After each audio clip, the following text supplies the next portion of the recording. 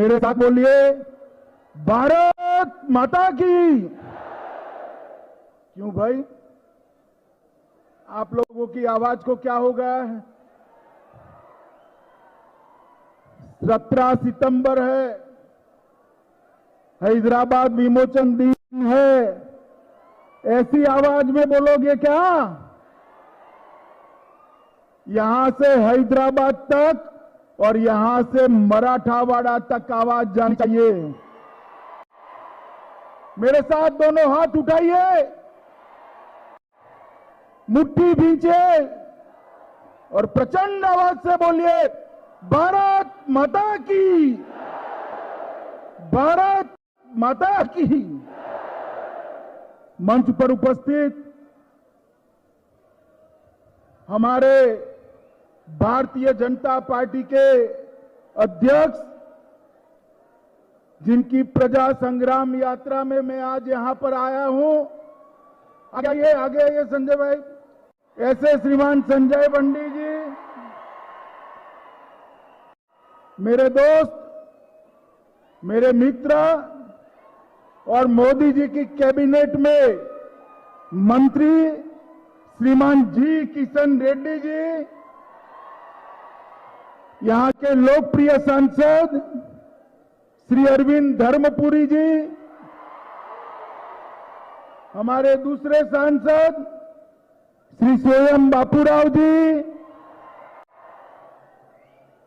हमारे महामंत्री श्री तरुण चुग जी, तेलंगाना भारतीय जनता पार्टी के वरिष्ठ नेता श्री मुरलीधर राव जी, श्री डी के अरुणा जी, अब जिनको फिर से एक बार जिताना है ऐसे हमारे राजेंद्र जी, आगे आओ राजेंद्र, अरे आगे आओ भाई, आगे आओ, जोर से ताली बजाइए।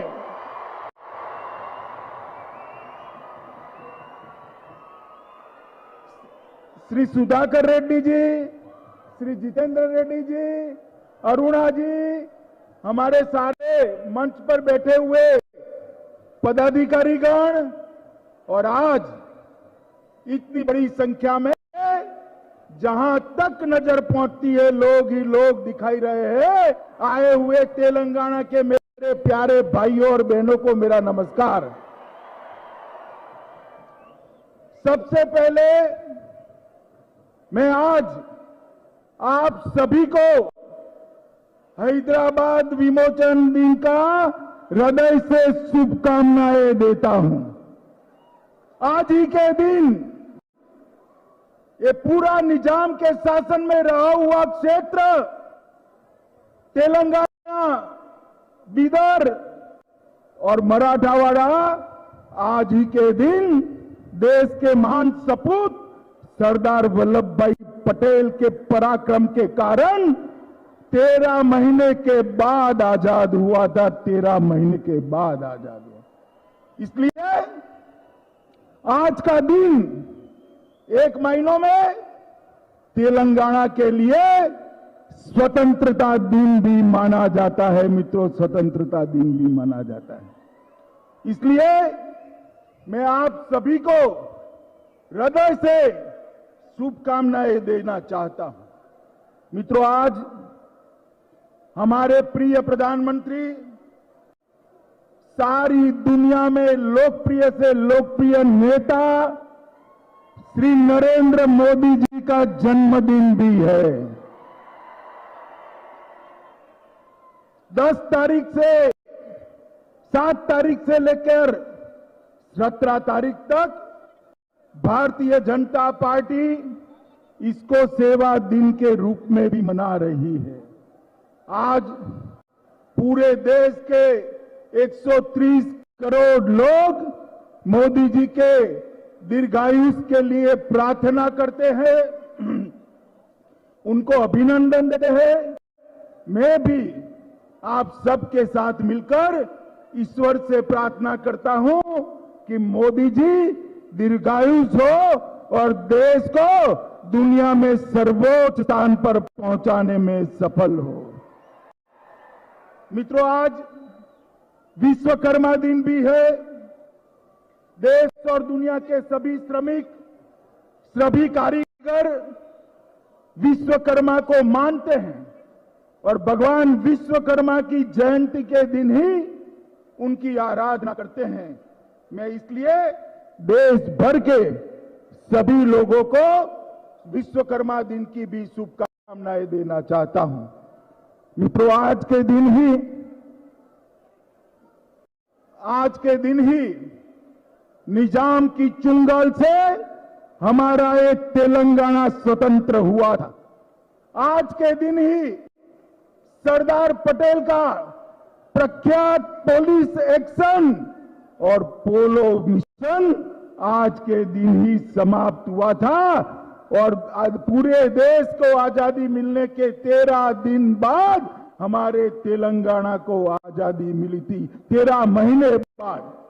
और आज मुझे कहते हुए बहुत हर्ष हो रहा है कि भारतीय जनता पार्टी ने उचित ही निर्णय किया है कि जब भी तेलंगाना में भारतीय जनता पार्टी की सरकार बनेगी, 2024 की बात कर रहा हूं मैं, 2024 में तेलंगाना में भारतीय जनता पार्टी की सरकार बनने वाली है। और तेलंगाना में भारतीय जनता पार्टी की सरकार बनने के बाद हम 17 सितंबर को राज्य के अधिकृत कार्यक्रम कर हैदराबाद विमोचन दिन को जंग चंग के साथ मनाएंगे। जो डरते हैं वो डरे, भारतीय जनता पार्टी नहीं डरती है मजलिस वालों से। हम नहीं डरते हैं, हम तुष्टीकरण की राजनीति नहीं करते हैं। ये सरदार पटेल के पराक्रम के कारण यहां पर अनेक राष्ट्रभक्त रामोजी गोंड, कोमाराम भीम, स्वामी रामतीर्थ, पंडित नरेंद्र, सुरावरम प्रताप रेड्डी, कवि दशरथी, श्री रंगाचार्य, गोविंद भाई श्रॉफ और नरसिम्हा राव जैसे अनेक देशभक्त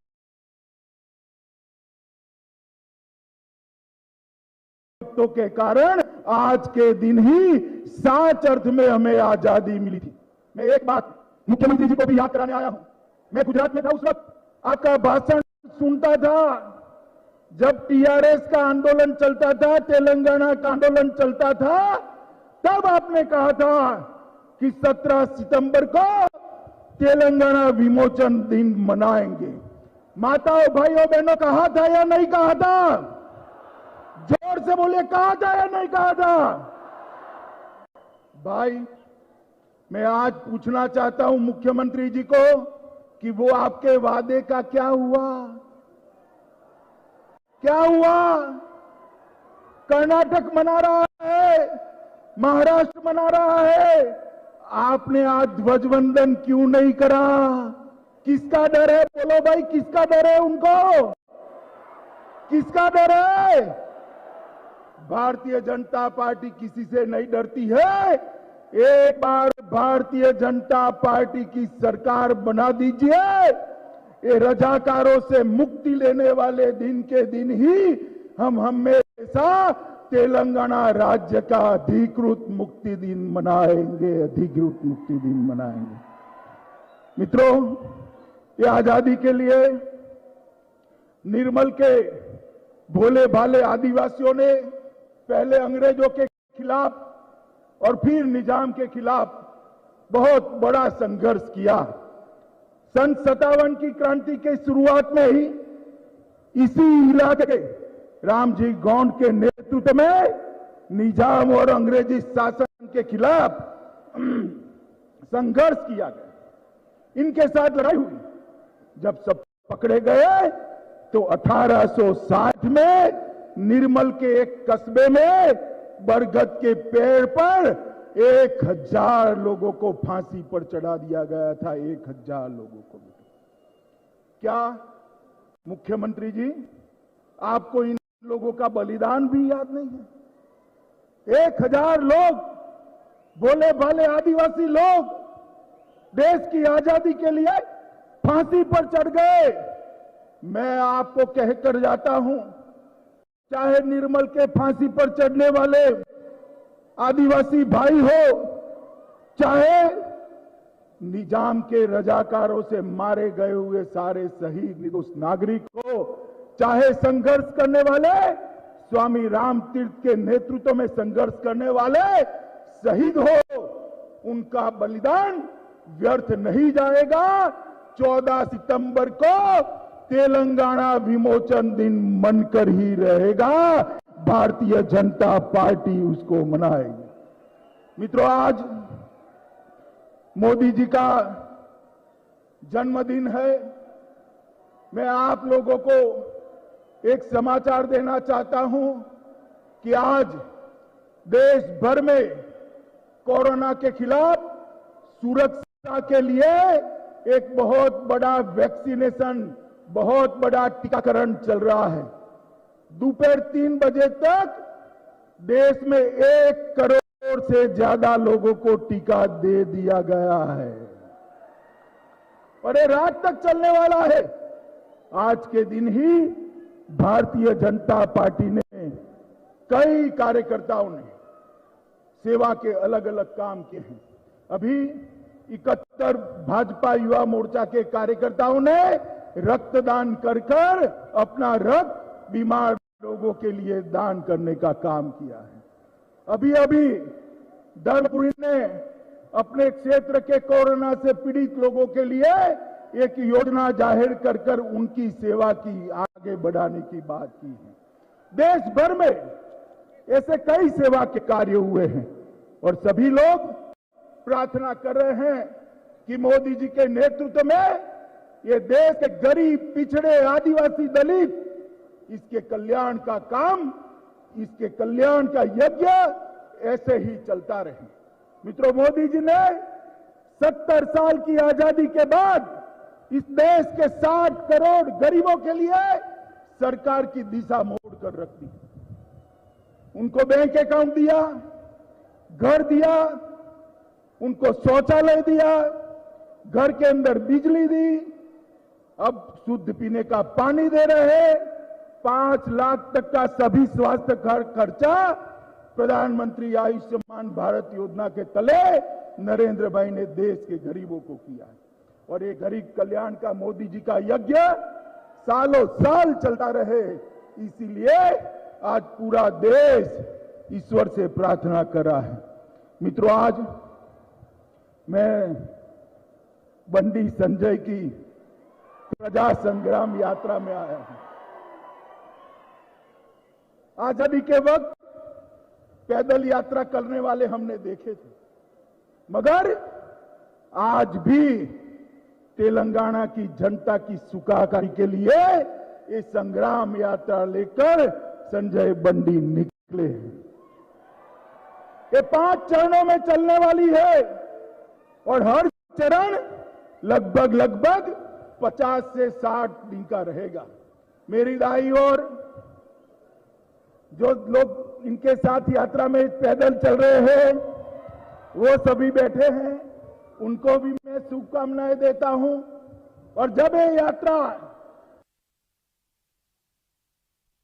वापिस हैदराबाद पहुंचेगी, 119 विधानसभाओं का दौरा करके पहुंचेगी, मुझे विश्वास है कि 2024 में भारतीय जनता पार्टी की सरकार की नींव डाल करवा। इन्होंने कहा कि प्रजा संग्राम यात्रा, ये संग्राम किस चीज के लिए है? किस चीज के लिए संग्राम है? ये संग्राम है मजलिस के दर तक चलने वाली सरकार के खिलाफ। ये संग्राम है, ये संग्राम है परिवारवाद चलाने वालों के खिलाफ संग्राम। हमारे भाई राजेंद्र तेलंगाना आंदोलन से उनके साथ थे। क्यों भारतीय जनता पार्टी में आए? क्योंकि वहां उनके लिए कोई स्कोप ही नहीं है। वहां एक ही परिवार का शासन चलता है, पिताजी, बेटा और बेटी। ये संग्राम मोदी जी के नेतृत्व में पूरे देश भर के अंदर विकास का जो यज्ञ चल रहा है, इस तेलंगाना पिछड़ रहा है, तेलंगाना के गरीबों के लिए संग्राम है। ये संग्राम तेलंगाना के आदिवासियों के लिए संग्राम, ये संग्राम तेलंगाना के दलितों के लिए संग्राम है, और ये संग्राम तेलंगाना की माता और बहनों की सुरक्षा के लिए संग्राम। और मैं आपको बताता हूं, अगर कोई समझता है कि ओबीसी के शरण में जाने से हम बच जाएंगे, तो मैं बताकर जाता हूं, तेलंगाना की जनता आज से जागरूक हो रही है। ओबीसी के शरण में जाकर आप नहीं बच सकते हो, नहीं बच सकते। दिन ब दिन तेलंगाना की जनता भारतीय जनता पार्टी को स्वीकार कर लोकसभा के चुनाव में 20% से ज्यादा वोट दिए। हमने करीमनगर, नजीमाबाद, आदिलाबाद और सिकंदराबाद 4 सीटें जीती, और 3 सीटों पर हम बहुत नजदीक ताकत आए।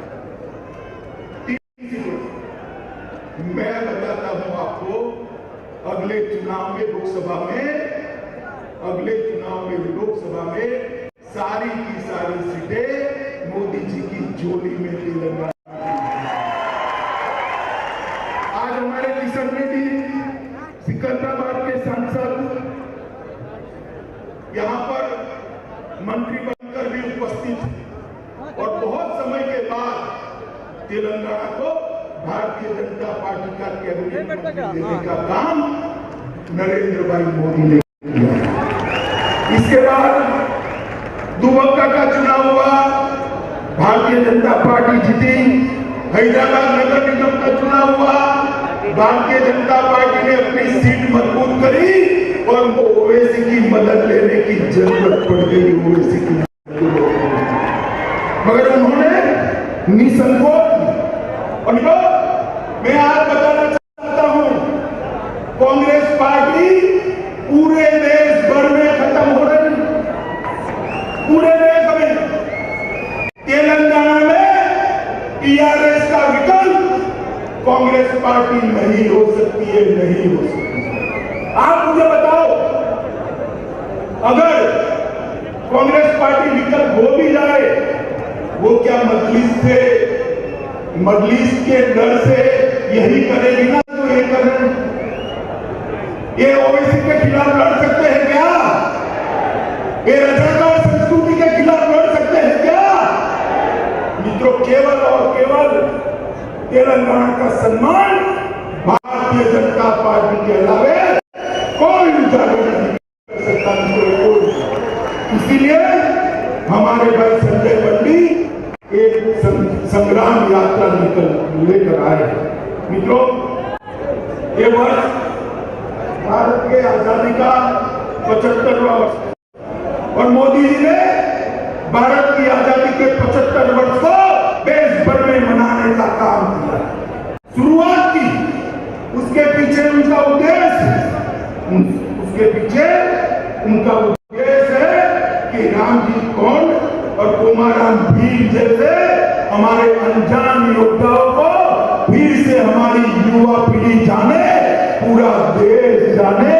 इसलिए आजादी के 75 साल मोदी जी जोर शोर के साथ, आजादी के 75 साल भारत के सांस्कृतिक गौरव को पुनः प्रस्तावित करने के 75 साल, भारत की आजादी का लड़ाई का, भारत की आजादी के संग्राम का गौरव पुनर्जीवित करने के 75 साल की हमारी ये पेशकश है। 130 करोड़ लोगों को उनके हक, विकास पर समान हक मिले, इसके लिए आजादी के 75 साल मनाया जा रहा है। विश्व में भारत का स्थान सिरमौर हो, इसलिए आजादी के 75 साल मना रहे, और भारत सुरक्षित रहे, समृद्ध बने, इसके लिए आजादी के 75 साल मना रहे। मित्रों, मैं इतना ही कहता हूं कि सरदार पटेल ने तेलंगाना को आजादी 17 सितंबर 1948 को दी, मगर तेलंगाना को सच्ची आजादी तभी मिलेगी जब इन मजलिस की बैसाखी के बगैर की सरकार तेलंगाना में। मुझे बताइए आप, अगले चुनाव के अंदर मजलिस की बैसाखी बगैर की सरकार बनाएंगे क्या? जोर से मुझे बनाएंगे? पीछे वाले नहीं बोलते, मुझे बनाएंगे? माताओं, भाई और बहनों, मजलिस की बैसाखी बगैर की सरकार केवल और केवल भारतीय जनता पार्टी बना सकती है।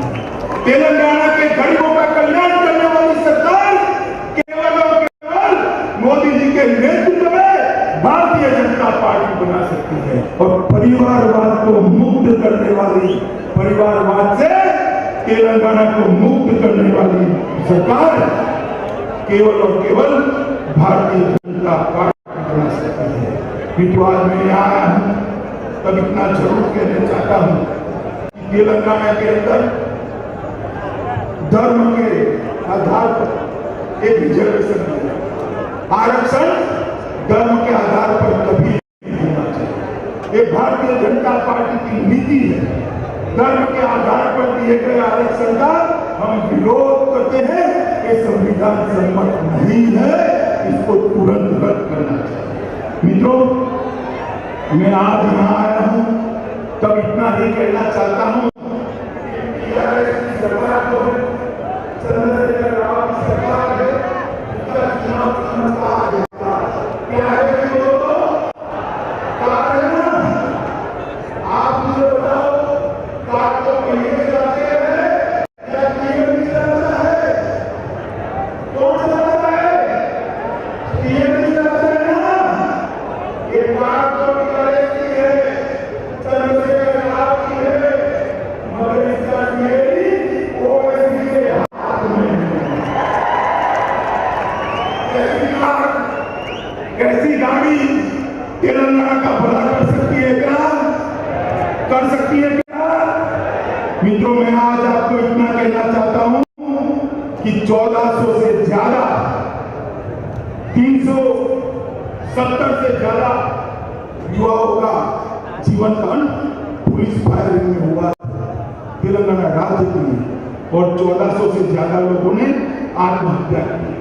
हमने ऐसे तेलंगाना के लिए ये गौरव दिया था, आंदोलन किया था और बलिदान दिया था, जो तेलंगाना के गौरव को पुनः प्रस्थापित करे। मैं आज इस ऐतिहासिक दिन पर, हैदराबाद विमोचन दिवस पर, मोदी जी के जन्मदिन पर और विश्वकर्मा दिन पर आप सभी को वादा कर जाता हूं, एक बार भारतीय जनता पार्टी की सरकार बनाइए, हम यहाँ पर तेलंगाना के गौरव को हमेशा हमेशा के लिए प्रस्तावित करेंगे। आज मैं यहाँ आया हूँ इस वक्त संजय बंडी के नेतृत्व में हमारी सरकार, हमारी संग्राम यात्रा चल रही है और उसमें चुनाव तो जब आएगा तब आएगा, मगर 119 के 19 विधानसभाओं में भारतीय जनता पार्टी जन जागृति के लिए आगे बढ़ने वाली है। इसके पहले हमारे भाई राजेंद्र का चुनाव होने वाला है।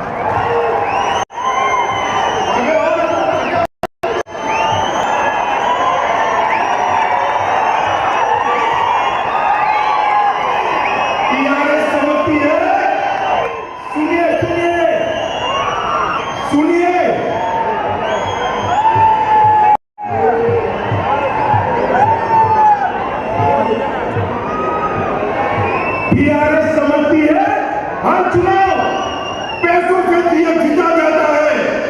मैं पूछना चाहता हूं कि तेलंगाना की जनता क्या तय करेगी? एक सेवाभावी कार्यकर्ता को तय करेगी या पैसों की राजनीति को तय करेगी? क्या राजेंद्र जी को जिताएंगे सब?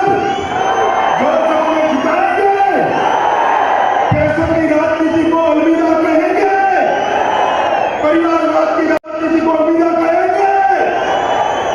24 में तेलंगाना में भाजपा सरकार बनाएंगे, पक्का बनाएंगे, सभी सीटें मोदी जी की झोली में डालेंगे। तो मेरे साथ दोनों हाथ उठाइए। विजय के विश्वास की मुट्ठी पीछे संग्राम